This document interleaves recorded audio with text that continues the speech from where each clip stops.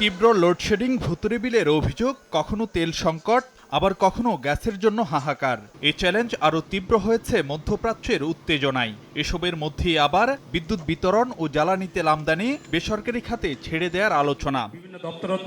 এমন পরিস্থিতিতে রাজধানীতে forum for energy reporters Bangladesh এফইআরবির আয়োজন জ্বালানি খাতের সংকট, সম্ভাবনা ও উত্তরণের উপায় শীর্ষক সেমিনার। এতে সাম্প্রতিক গ্যাস বিদ্যুৎ পরিস্থিতি স্বীকার করে দুঃখ প্রকাশ করেন প্রতিমন্ত্রী। সময়টা আমাদের কারোর জন্য স্বস্তিকর নয়, বলতে কোনো দ্বিধা নেই।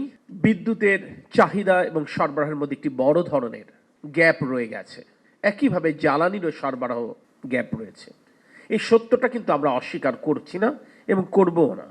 এই সমস্যার দায় আমাদের না, এ কথা বলেও পার পাবার কোনো সুযোগ নেই। তো আমি আপনাদেরকে এইটুকু আশ্বস্ত করতে পারি, তাৎক্ষণিক সমাধান সূত্র আমাদের পাশে না থাকলেও আমরা চেষ্টা করেছি কষ্ট কিভাবে লাঘব করা যায়। তবে কারিগরি জটিলতা সারাতে আবারও অন্তত ৭২ ঘন্টার জন্য বন্ধ রাখতে হতে পারে ত্রুটিপূর্ণ এলএনজি টার্মিনালটি। তাই গ্যাস সংকট ফের তীব্র হওয়ার পূর্বাভাস দিলেন প্রতিমন্ত্রী।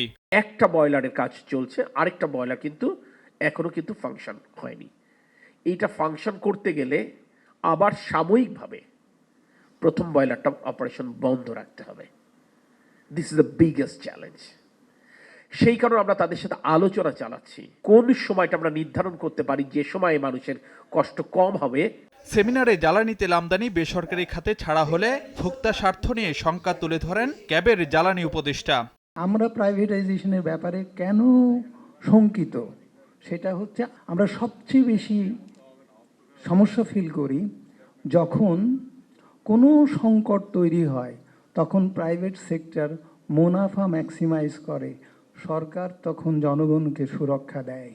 তাহলে আমরা প্রাইভেট সেক্টরের হাতে নিরাপদ। যদিও মন্ত্রীর দাবি, জ্বালানি তেল আমদানি বেসরকারি খাতে ছাড়া হলেও বাড়তি সুবিধা পাবে না বিশেষ কোনো প্রতিষ্ঠান।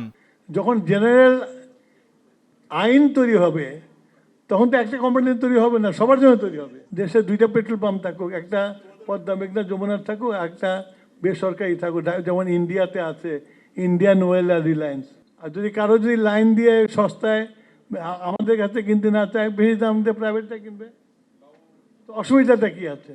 বঙ্গোপসাগরে তেল গ্যাস অনুসন্ধানের দরপত্রে মার্কিন কোম্পানিগুলোকে আগ্রহী করতে শিগগিরই যুক্তরাষ্ট্র সফর করবেন বলেও জানান জ্বালানি মন্ত্রী। দেখা করে তাদেরকে ইনভাইট করবো। ফারুক ভিয়া, রবিন, সময় সংবাদ, ঢাকা।